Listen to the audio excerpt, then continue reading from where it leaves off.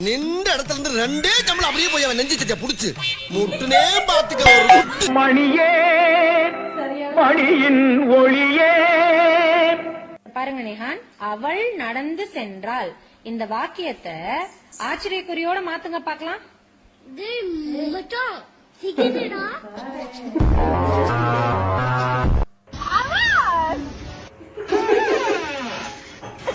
خط چشم میشه آیلاینر.